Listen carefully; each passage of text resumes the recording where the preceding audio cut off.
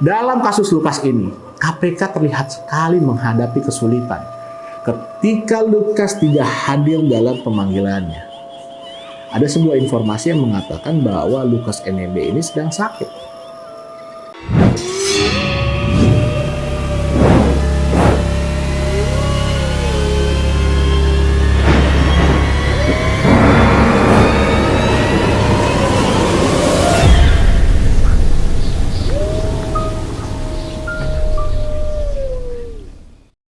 Berita menegangkan yang terlintas dari udara kali ini, yaitu tentang Lukas NMB.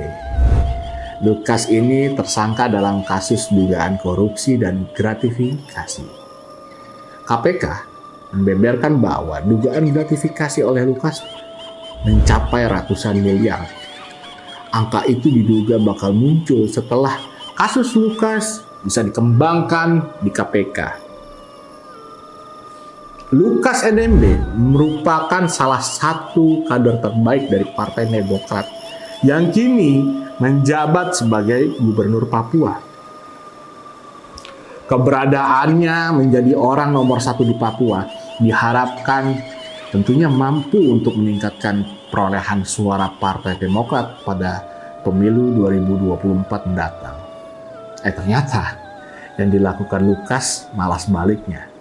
Bikin AHY, SBY, Ibas, dan kader Partai Demokrat yang lain kecewa, serta bikin orang semakin kurang percaya terhadap partai besutan SBY tersebut. Ia seperti tanpa merasa bersalah menskakmat jargon Partai Demokrat, yaitu akan tidak pada korupsi. Seperti aktor-aktor yang berprestasi yang dapat penghargaan. Mungkin seharusnya Partai Demokrat ini juga dapat penghargaan dari beberapa kategori untuk kasus korupsi. Yang pertama, koruptor termuda yang dipegang oleh bendahara DPC Partai Demokrat Balikpapan. Ia diciduk KPK ketika berusia 24 tahun. Yang kedua, kepala daerah paling korup sepanjang sejarah ini dipegang oleh mantan ketua DPD Partai Demokrat Papua, yaitu Lukas NMB. Ternyata korup-korupnya Andi Malarangeng, Anas Urbaningrum, Angelina Sondak, serta Sultan Batugana ada yang berpotensi menyaingi mereka, yaitu Lukas NMB. Yang jadi pertanyaan nih di kepala saya gini, kenapa ya Susilo Bambang Yudhoyono tidak menginstruksikan Lukas untuk segera datang ke Jakarta untuk memenuhi panggilan Komisi Pemberantasan Korupsi yang saat ini punya wewenang hukum untuk melakukan hal tersebut? Kenapa? Gitu. Malah konferensi pers ini itu, waduh nggak jelas menurut saya. Padahal kita tahu selama ini sosok SBY adalah tokoh Demokrat yang luar biasa berpengaruh di internalnya mereka.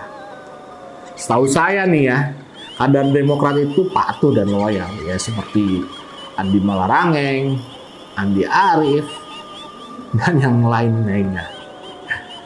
Kita tahu kasus korupsi yang menghajar kader-kader Demokrat memang sangatlah banyak dan nilainya gila-gilaan. Mungkin bisa masuk ke angka triliunan.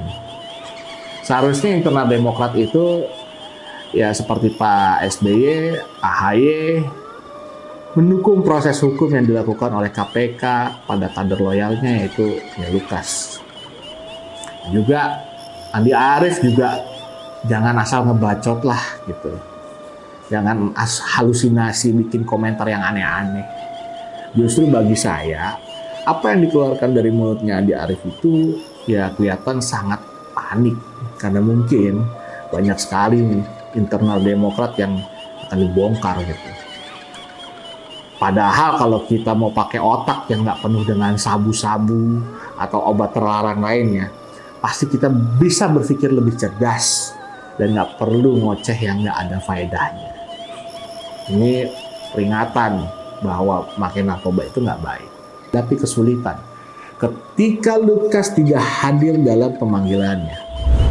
Ada sebuah informasi yang mengatakan bahwa Lukas NMB ini sedang sakit. Tapi juga diiringi informasi bahwa Lukas NMB hadir dalam permainan judi-judian lah gitu. Ya saya pribadi sih nggak tahu, ya kan. Cuma tahu dari pemberitaan. Adapun alasan sakit hingga Lukas nggak bisa hadir sesuai jadwal yang ditentukan penyidik KPK, itu terkesan dipaksakan. Bukankah dalam banyak kasus serupa yang menimpa para tersangka sebelumnya, KPK memiliki mekanisme dalam menangani tersangka yang sedang sakit? Kasusnya Lukas ini memang sudah mencapai puncaknya dengan penetapan sebagai tersangka.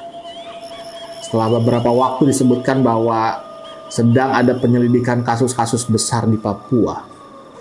Ya, jika saja semua pihak menyadari posisinya masing-masing, tanggung jawabnya masing-masing, tentu perjalanan ini nggak akan serumit sekarang. Jika KPK nggak mengambil langkah taktis, misalnya mengikuti kehendak tersangka untuk menangani kesehatannya terlebih dahulu, sebagai pejabat negara, Lukas secara praktis berhak mendapatkan perawatan kesehatan. Lebih-lebih berkaitan kasus hukum antara KPK dengan tersangka, harus ada kesepakatan dalam rangka memprioritaskan pemulihan kesehatan tersangka. Tapi apakah mungkin seperti itu? Ya seharusnya sih bisa ya kayak gitu. Kita lihat aja nanti. Opsi jemput paksa pun sudah banyak beredar dalam berbagai pemberitaan. Pastinya bukan persoalan yang sulit untuk mengambil langkah paksa dengan mengerahkan segala kekuatan. Tapi itu dipastikan ada resiko yang harus dihitung. Gak main asal maksain aja gitu. Dan katanya sih KPK masih mengedepankan pendekatan kooperatif agar Lukas secara kooperatif mau memenuhi panggilan KPK untuk diperiksa sebagai tersangka. Ya, jadi kita tunggu aja ya. Semoga aja niat strategis KPK untuk jemput paksa nggak terlalu lama. Kalau lama-lama ntar ujungnya kita lupa gitu. Oke lah, kita tahu bahwa semua bisa melakukan manuver apa aja. Dan itu biasa dalam perpolitikan. Nah, di Indonesia, horornya politik tuh ya kayak gini.